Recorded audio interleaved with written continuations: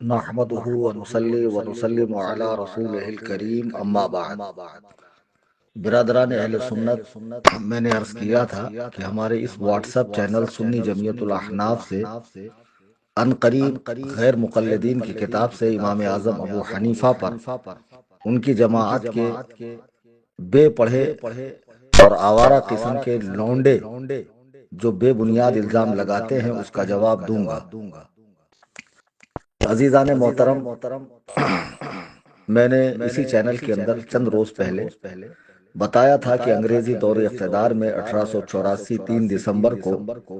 اس نو مولود فرقے کو اہل حدیث نام دیا گیا۔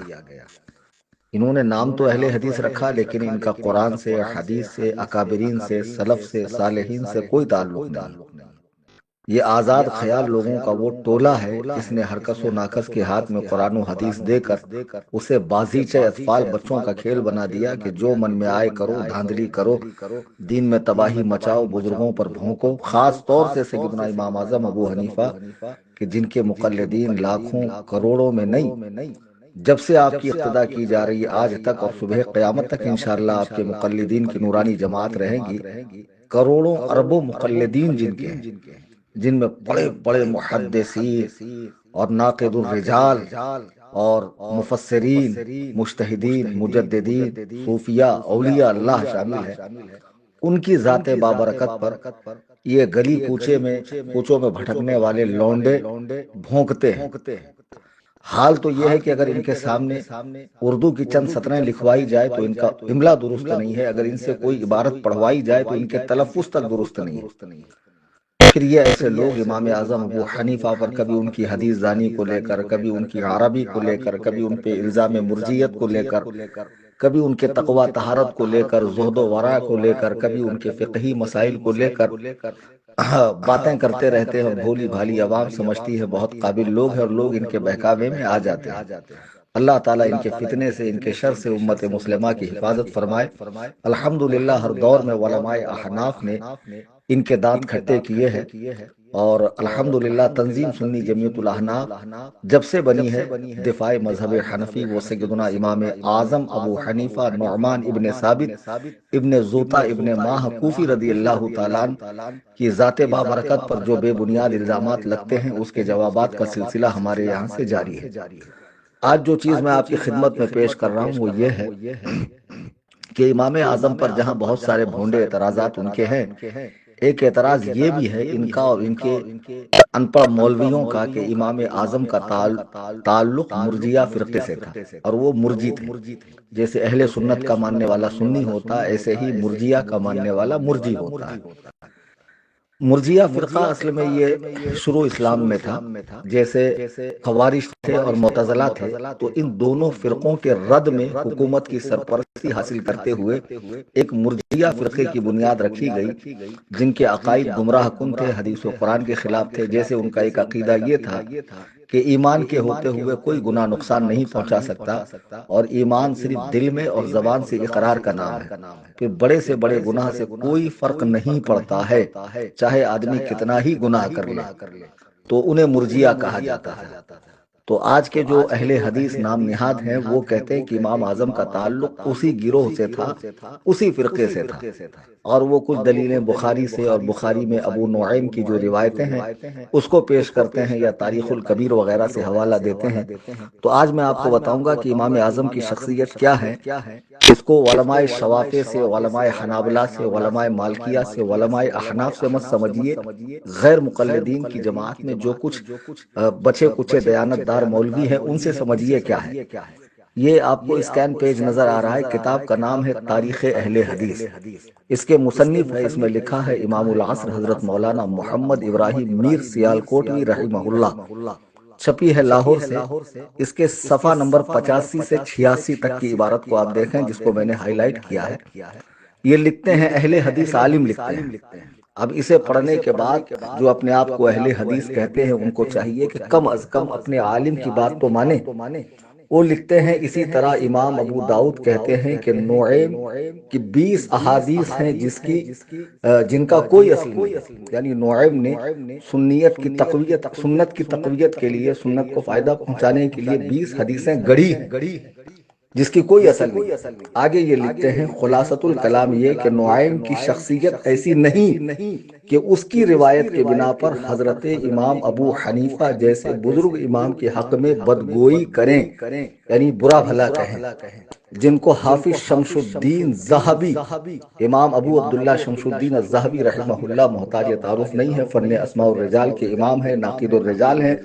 بہت بڑے عالم ہیں، اور ان کی شخصیت دیوبندی، اہل حدیث، اہل سنت بریلوی سبھی مکتبہ فکر میں مسلم ہے۔ تو اہل حدیث عالم لکھ رہے ہیں، کہتے ہیں کہ امام شمس الدین ذہبی جیسے ناقد الرجال انہیں امام اعظم کے معزز لقب سے یاد کرتے ہیں۔ ذرا سوچیے، آج ہم امام اعظم کہتے ہیں تو چھٹ سے یہ گوگل کا مقلد کہتا ہے امام اعظم کو صرف رسول اللہ ہے۔ یہ حنفیوں نے حضور کے مقابلے میں امام اعظم کیسے گڑھا؟ تو تمہارا عالم کہہ رہا ہے کہ انہیں امام اعظم امام شمس الدین الذہبی کہتے ہیں، اور آپ کے حق میں لکھتے ہیں۔ کون لکھتے ہیں؟ امام شمس الدین ذہبی لکھتے ہیں احد ائمۃ الاسلام،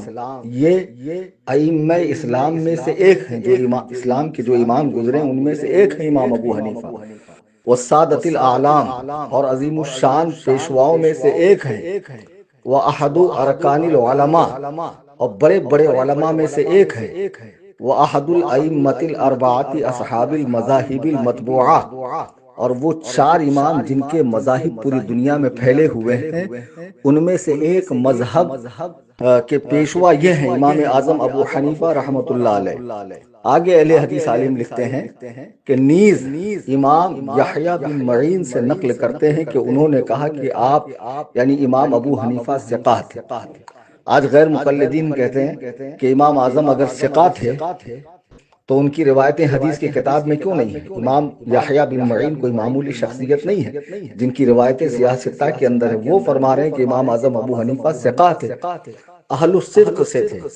کذب سے متہم نہ تھے، یعنی ان پر جھوٹ کی تہمت نہ تھی۔ نیز عبداللہ بن داؤد سے نقل کرتے ہیں، انہوں نے کہا کہ لوگوں کو مناسب ہے کہ اپنی نمازوں میں امام ابو حنیفہ کے لیے دعا کیا کریں، کیونکہ انہوں نے ان پر فقہ اور سنن نبویہ کو محفوظ کیا۔ البدایہ والنہایہ جلد دہم صفحہ نمبر 107 کہ امام ابو عبداللہ فرماتے ہیں کہ لوگوں کے لیے یہ بہتر ہے کہ وہ اپنی نمازوں کے بعد امام ابو حنیفہ کے لیے دعا کریں،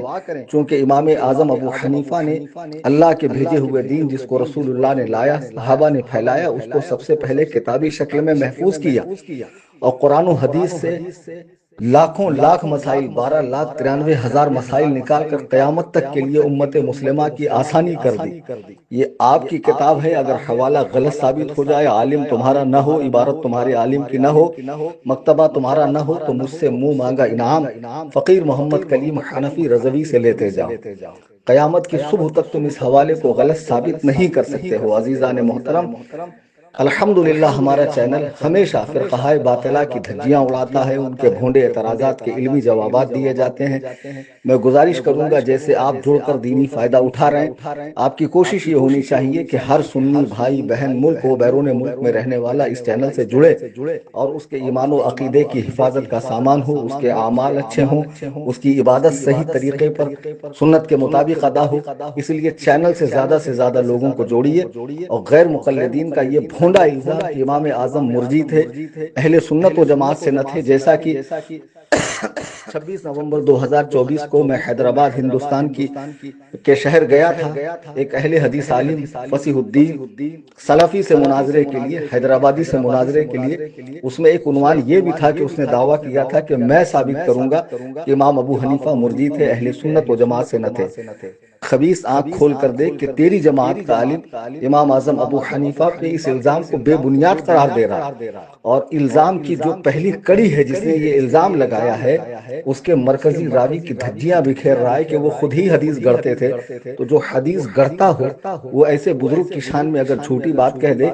تو اس کا کوئی اعتبار نہیں ہے، اس پر کان نہیں دھرنا چاہیے۔ اللہ تعالی ہمیں اپنے بڑوں کا ادب کرنے والا بنائے، اہل سنت کے سچے مذہب پر استقامت نصیب فرمائے، آمین ثم آمین۔